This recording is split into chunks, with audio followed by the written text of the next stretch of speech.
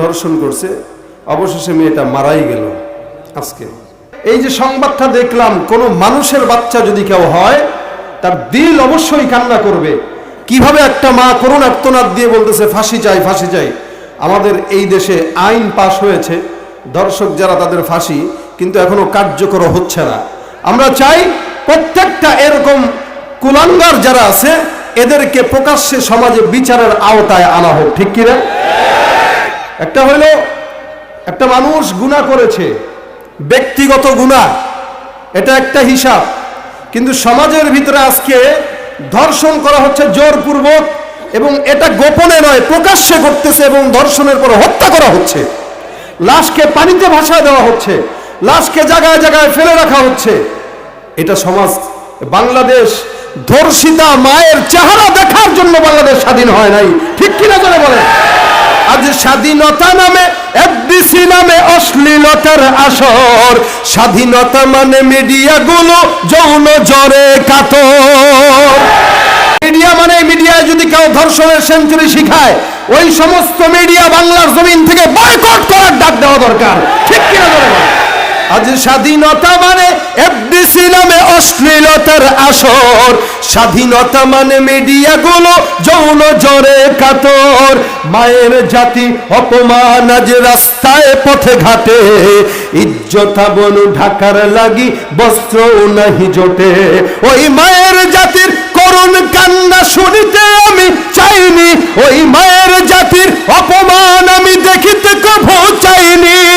তাই তো আমি বিদ্রোহী আর কথাগুলো বেআইনি, স্বাধীনতা চাইনি আমি এই স্বাধীনতা, স্বাধীনতা পাইনি আমি সেই স্বাধীনতা। যাহা চেয়েছি তাহা পাইনি আমি, পেয়েছি যাহা চাইনি।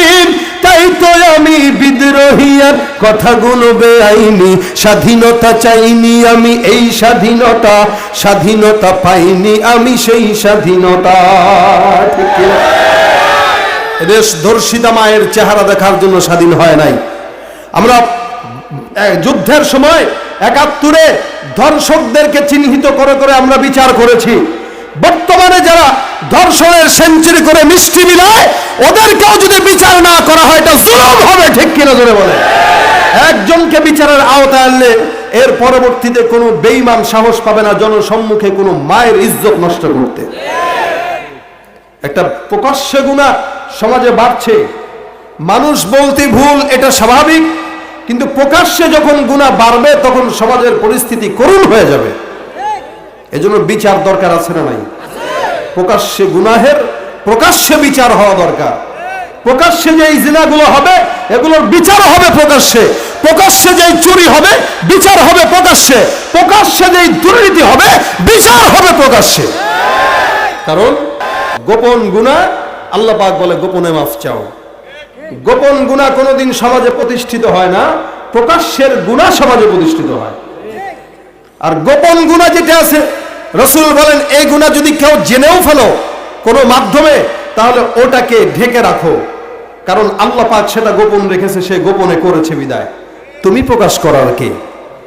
কিন্তু যেই গুনাহ বেঈমানেরা, একটা হলো গুনাহ করেছি আমার অনুভূতি আছে যে আমি এটা গুনাহ করলাম, আরেকটা হইলো করার পরে আবার দাপট দেখায় ওইটাকে জায়েজ বানানোর ফিকির করাইলাম, এটা হলো মারাত্মক খারাপ।